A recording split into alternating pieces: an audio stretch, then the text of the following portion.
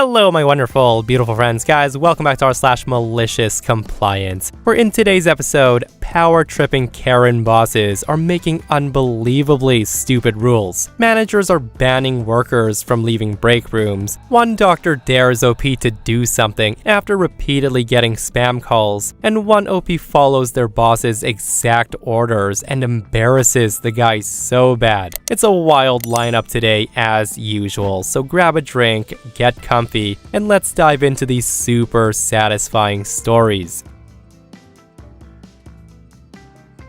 Several years ago, my friend Mark starts a home-based computer software business. He and his wife lived in their home for about 10 years and had a well-established home phone number. This was around the time that cell phones were beginning to be popular, so 95% of people still used mainly landlines. Mark worked from 2 p.m. to 10 p.m., the same shift as his wife, so his customers could be free to discuss their computer needs uninterrupted after their own businesses closed for the day. Most computer maintenance still had to be done in person instead of remotely, so customers could still drop off their devices after work and pick them up from Mark's back porch on their way to work the next day. All went well for a few months until a new doctor opens up a practice in town, complete with a telephone number differing from Mark's by 1 digit. Mark's number had a 3, where the medical office had an 8 in the last 4-number combination. Misdialing was frequent.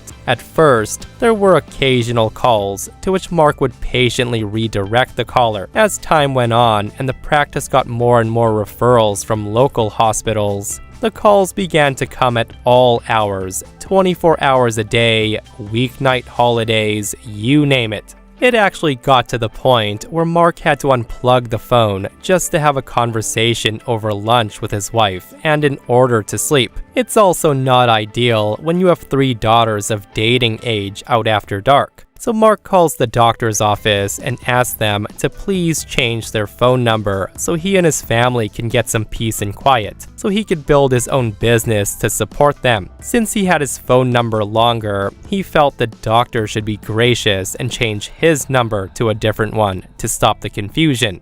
Well, he was told in about so many words by the rude doctor that it was too bad, so sad, but nothing was gonna be done, as advertising, stationery, business card, and signage were expensive to redo, not to mention convey the new information to all of his patients, medical registries, the medical board, and societies and hospitals. He actually said to Mark that you should change your phone number. If it bugs you that much, you should do something about it. But just do the best you can. I'm sure the calls will stop soon. Good luck to you. So with that, Mark replies, "Okie dokie. I'll do my best to take care of things," he cheerfully replied. After that, Mark began to field all the calls that came in personally. "Oh, you have sniffles all morning after working in the yard? You'd better come right in.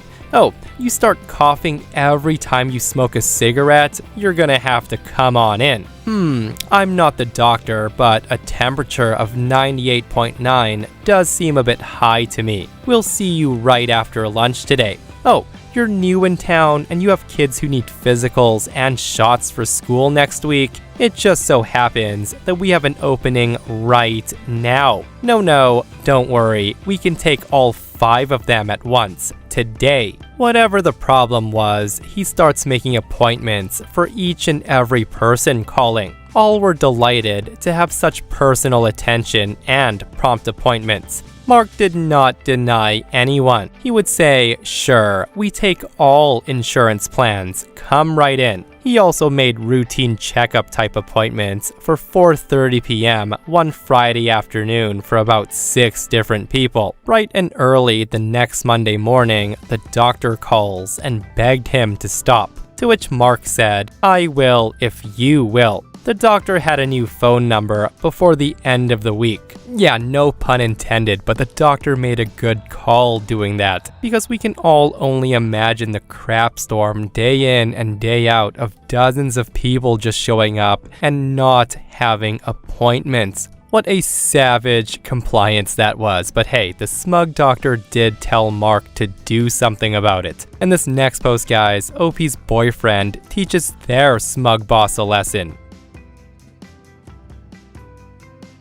So this is my boyfriend's story, not mine. He framed this story by proudly telling me that his boss learned who not to be petty with today. So while working in the back of the store, my partner was wearing his personal sweater. He was between a break room and a freezer, and he couldn't be seen by any customers. His manager, who had just got there, immediately gets on his case. He tried to explain reasonably that he would have it on for maybe 15 minutes max and remove it before going back out onto the floor. The manager refused and begins pestering him, telling him that he needs to remove it immediately, under the reasoning that what you're wearing is not corporate approved. Cue the malicious compliance. The jackets they use for their coolers is not corporate approved. The gloves they use in the same coolers is not corporate approved. The communication system that they use to talk amongst themselves in the store, you guessed it, is not corporate approved. An hour or so later, my partner's going about his janitorial and stocking duties, having to work in the cooler to restock. Every 5 to 10 minutes, he would come out of the freezer shivering and trying to warm up. After about 20 minutes of this, the same manager wandered over to him and says, "What are you doing?" My boyfriend says, "Stocking the freezer, but it's pretty cold in here." The manager says, "Well, why don't you go grab a jacket and some gloves?" To which my boyfriend responds, "Oh, because if you actually read our employee handbook surrounding our uniform, these technically aren't corporate approved either." The manager grumbles and wanders off, only coming to find him in another hour and a half. Manager says to him, "Hey, I've been trying to reach you over the communication systems for the last 20 minutes. Why aren't you responding?" To which my boyfriend says, "Oh, that's because they're actually not corporate approved, unfortunately." Manager says, "You're really gonna be this petty?" And my boyfriend says, "I don't know what you're talking about. I'm just following corporate standards." It went like this for his entire 7-hour shift. At the end of his shift, the manager wanders up to him with an exasperated look and says, "I get it, okay? I need to know how to pick my battles." Boyfriend says, "You absolutely do." And if I didn't know him personally, I probably wouldn't have believed he actually said that to the manager, but he almost certainly did. He cares very little about what anyone thinks. The short version. Small business. This is my first IT job, but I have decades of blue-collar experience. I was the first IT person the company ever hired. My associates in IT specializing in networking, only a few Gen Ed classes away. My boss kept the platter spinning, but he has no formal training or amateur desire. He just wants to offload the tediousness. 3 days prior, I was trying to get a mission-critical computer back up and running again. The only computer with the shipping software and hundreds of packages waiting to ship. I advised an immediate re-image, which is delete everything and reset to a known good save. I had it on deck for just such an occasion. But I was overridden by the owner, who wanted me to keep everything and delete and reinstall programs piece by piece, and to deal with phone support for those programs because he paid extra for tech support. It was his call, so I followed the orders. I was on the phone for hours, and I didn't leave my post until the job was done. That meant I took my lunch half an hour later, which is no big deal for me, but when I clocked back in and got to my desk, my boss was standing there. The guy was fuming because I took lunch outside of normal hours. He insisted that I must take my 30-minute lunch from 12 to 1, as that's company policy. So today, the whole network goes out at 12:25, and I had not yet taken my lunch. Nothing can ping anything. My own personal hunches tells me that this is because it's a factory building. There is a lot of high-voltage woodworking machines for factory production level of output, and all the Ethernet cables are unshielded.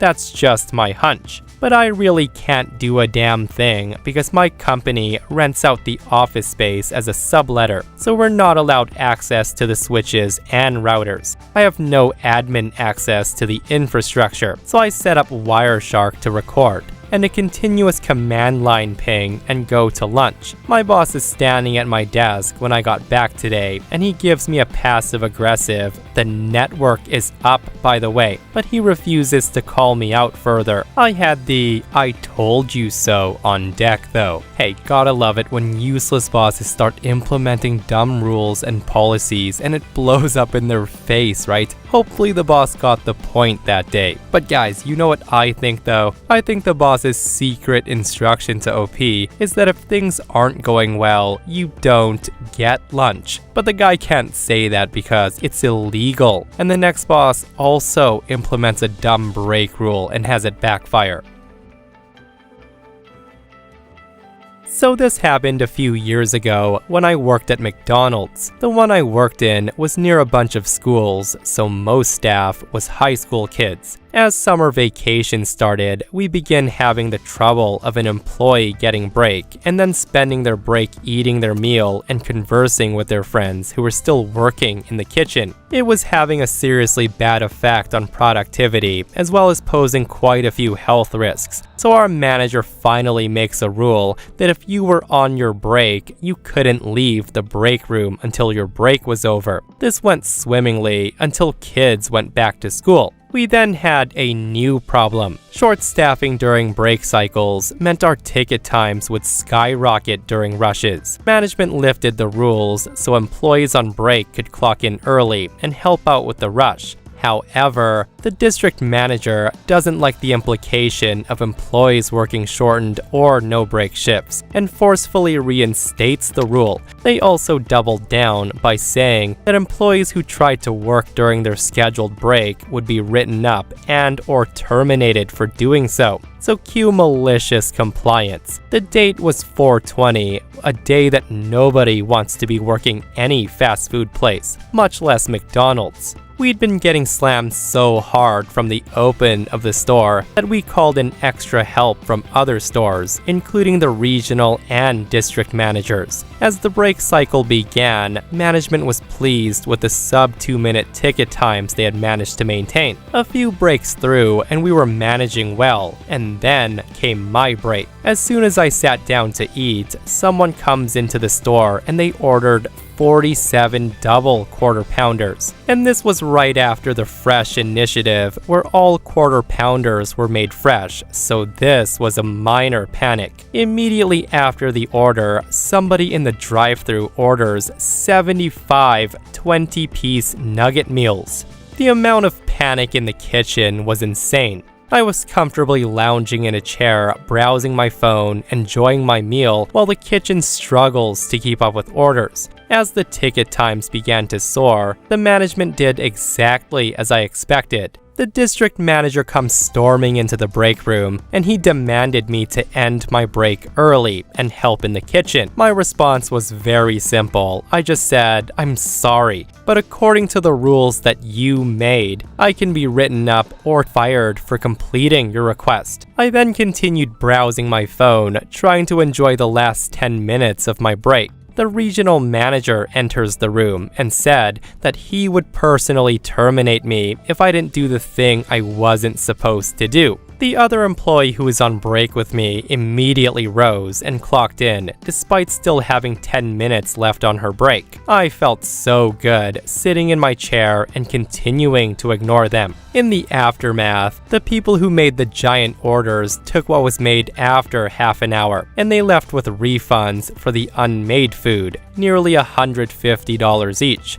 The customers who were waiting for smaller orders were compensated with gift cards for their patience, and many walked out without even getting their orders. We paid out nearly $1,500 in gift cards, and because customers were walking out on orders without collecting them, we had nearly $5,000 in food waste that night. All of the closers went home with 2 boxes of burgers, fries, and nuggets. The regional and district manager were moved to a different region. The rule was edited to say that you're able to clock back in early at the manager's discretion in the event of a rush. Because I was the only employee who held his ground against the regional and district managers during the rush, I was awarded with free meals and drinks until I moved away from my hometown and couldn't eat at McDonald's anymore. Okay, so to be clear, this isn't my story, it's my sister's. She randomly told me this last Friday when I dropped by for dinner, and I thought it would fit this sub. Her previous employment was with a branch of a Swedish retail store. They sell expensive, luxurious furniture. When my sister was working there, they had about 20 people working the floor, the highest being the regional manager. He's also the only Swedish in the store. There were 5 people working the higher office, and the rest were floor attendants. Each person in the higher office covered a different part of the store. There were accountants, a biller, an HR, a purchaser, and a head office, to whom basically everyone reported. My sister was the biller, although I never cared to ask her what her exact job was. The purchaser, who let's call him Jack, was a competent guy. He did his job to near perfection, and he would often help others with theirs, as well as he would go out on the floor interacting with people. But apart from the high office, the floor attendants resented him. Not publicly, but my sister was paying enough attention to notice. Nobody would say anything though, they would just say he's creepy. Until one day when the boss, the Swedish guy, came in. He would often work remotely, and he would only come in during disarrayed hours. Apparently, when he's about to enter the store, he saw from the outside window Jack pestering a female floor attendant. She was clearly very annoyed. The boss observed for a while, and eventually, he caught the guy placing his hand on her thighs. He immediately calls the office, all 5 of them, into a meeting, and he asked Jack to clarify his intentions. Jack said, "Oh, we're just playing around." Now, as sickening as it may sound, in my country, this is somewhat normal. When girls get harassed like this, it's their fault for not covering themselves properly. In these instances, people would justify the harassment and blame the victim instead. But because the boss was not from my country, he saw this as a major issue. Despite Jack trying to plead that it's nothing, he decided to launch a store-wide investigation into the high office as well, my sister included, because he thought they were covering for Jack. My sister said she actually thought she would be fired, or at least reprimanded, as she's never seen him so serious before, and the result was alarming. Each and every female floor attendant, 6 or 7 of them, said that they had been harassed by Jack at least once, and some even said he touched them without consent. The boss then asked why nobody stepped up, and they said they were ashamed and they feared retaliation. He then questioned the high office to find out they were too busy to notice what was happening. Also, nobody ever threatened retaliation. People just assumed there would be because it's usually what happens in my country. About a week and a half, another meeting was scheduled, in which Jack was given the opportunity to resign or be fired. No action was taken against anyone else in the high office, but they were told quite firmly that this kind of neglect could never happen again. Even at the meeting, Jack still insisted it was nothing. He spent the whole duration of the investigation complaining to everyone in the store, including the people he's harassed, that the boss was overreacting. People just gave him the stink eye, but he didn't seem to care. Things went quiet for a week or two, and then it got interesting. One day, the head office lady receives a phone call from Jack, during which he asked if they'd be his reference for his new interviews. She was taken back a bit, and she asked him, "You want to make us your reference?" To which Jack says, "Yes, I believe that I've done my work well enough for you guys to put in a good word for me."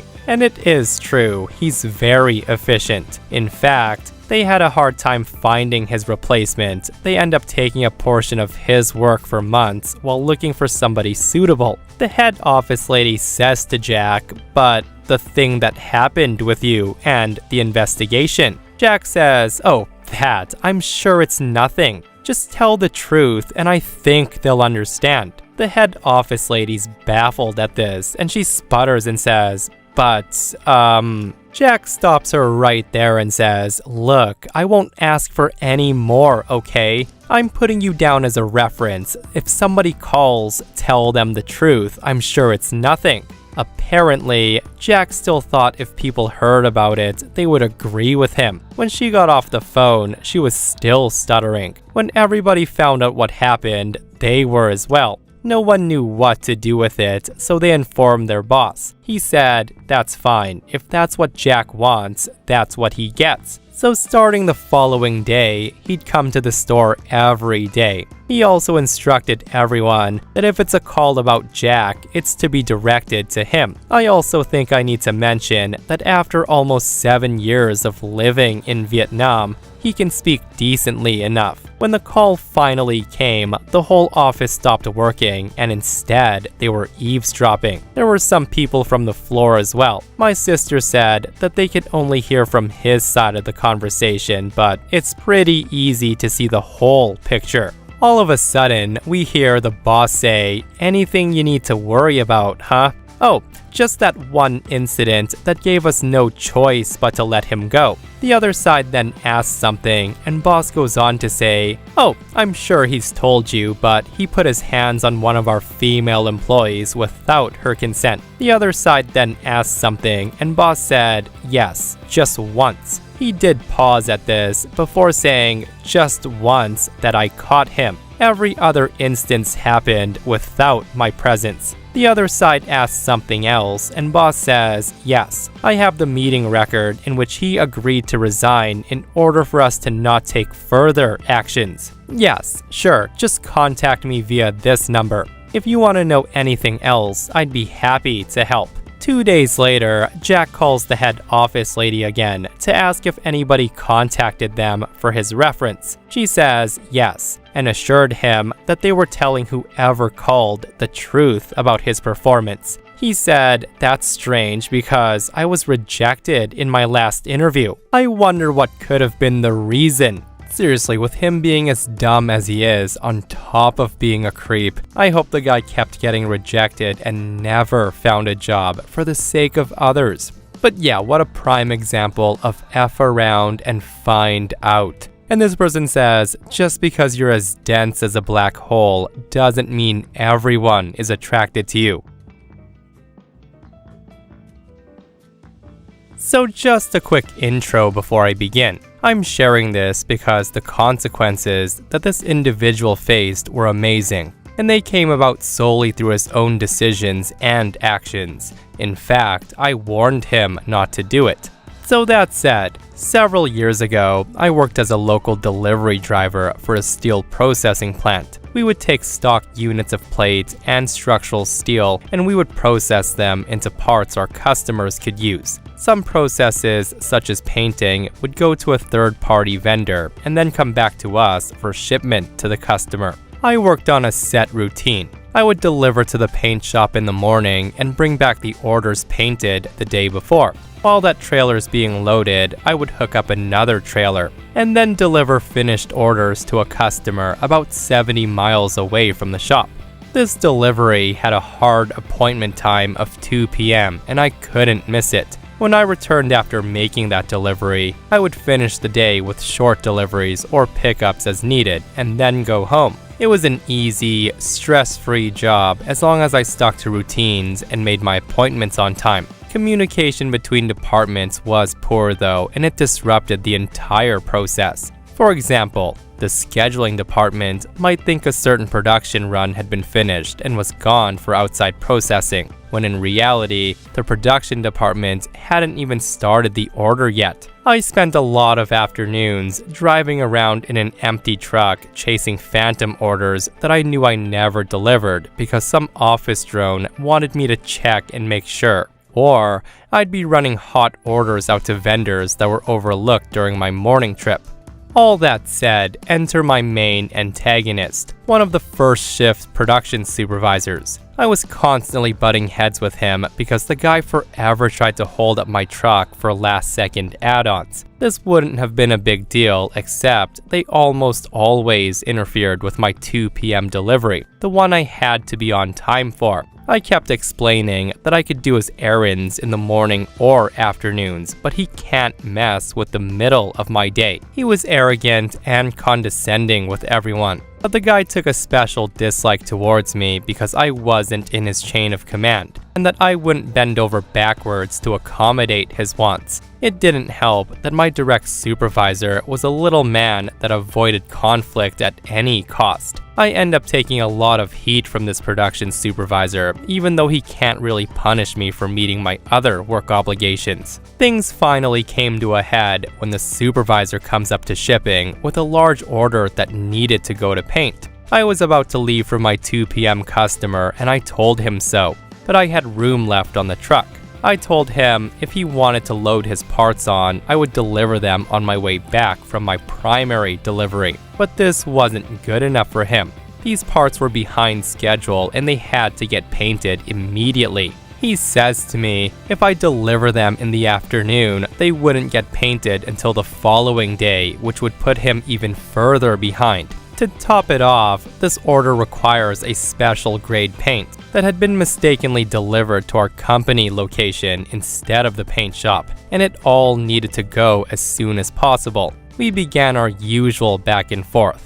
I told him that I had a very important delivery appointment. I could do what he wanted, but I can't do it on his schedule. After a heated conversation where the guy devolved into rudeness and name-calling of a nature unbecoming of his position, he says to me, "Fine, I'll take it myself in the other truck." In addition to the tractor trailer that I drove, we had a smaller delivery truck on hand for occasional use. He decides to drive it on the down low, loading up and heading out without telling our shipping department. Now this would have been a grand idea, but driving either truck requires a commercial driver's license, one which the supervisor did not have. I pointed this out to him, in which he replied that he was only going up the road and everything would be fine. That's when I pointed out that he didn't have a hazardous materials endorsement to transport the paint. Again, he says to me, "I'm just going up the road. You need to shut the heck up and write me out directions to the paint shop and get out of my way because you're useless anyways." So I did just that, and I write him out a perfect set of turn-by-turn directions. And how's that malicious compliance, you may ask? Well, this paint shop was 30 miles up the road. But what I knew and what he didn't know is that about 15 miles up the road was a DOT way station that always had at least 2 state troopers inside, and at least one of them was a commercial enforcement officer. Also, the truck this supervisor wanted to drive wasn't equipped with an Easy Pass transponder that would allow him to bypass the scale. And I knew, given his already demonstrated ignorance, that he wouldn't know that he was required to pull in. I figured he would blow right past and that one of those state troopers would put down his coffee long enough to chase him down the road and find out why. To my great delight, that's exactly what happened. The troopers see him driving past and they pull him over. They then escort him back to the way station for a thorough inspection. And for those unfamiliar, the transportation industry is highly regulated. Some might say it's over-regulated, but anybody that makes it a career knows it's best to follow the laws or face some serious consequences. The supervisor didn't know any of this and was like a lamb going to the slaughter. The DOT inspector rips him to pieces. Among the biggest infractions he was cited for was 1. No commercial driver's license, which is an automatic $2,500 fine up to $10,000 to the company, along with misdemeanor charges and a 90-day suspended driver's license. And number 2, no hazmat endorsement and no documenting paperwork for the hazmat. Also, no placards identifying the vehicle as carrying hazardous material, which is a $50,000 fine to the company, and even more if it results in illness, injury, or death to another person. As a bonus, when the trooper escorts him back to the weigh station, the scale master saw him talking on his cell phone. The dude was making a panic call to the company manager, and using a handheld device while driving is also a big no-no. And that's another $2,500 to $10,000 to the company. The truck was put out of service at the weigh station until it had all the proper paperwork and a driver with a valid license. The supervisor wasn't allowed to leave himself until someone came to get him, and needless to say, the guy was fired on the spot immediately. I suspected that would happen, so I hung around the shipping office after my afternoon delivery. I got to witness his walk of shame as he was escorted out of the building.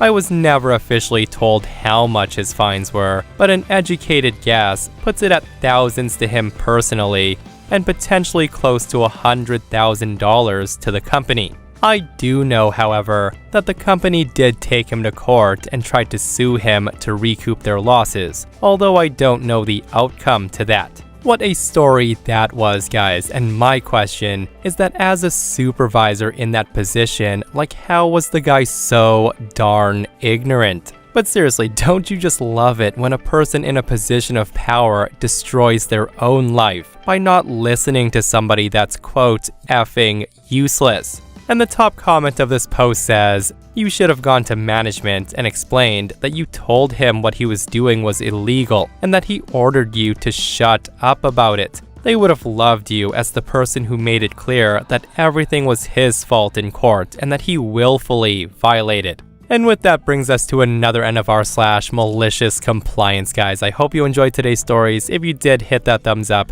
And if you're not subscribed, consider subscribing so you don't miss these crazy stories. And if you missed the last episode on the channel, it's an r/petty revenge episode, where psycho HOA Karens are messing with the wrong homeowners and they're getting taught lessons they won't forget. Guys, go check it out if you haven't. And myself and Stevie Boy will see you guys in the next one. We love you.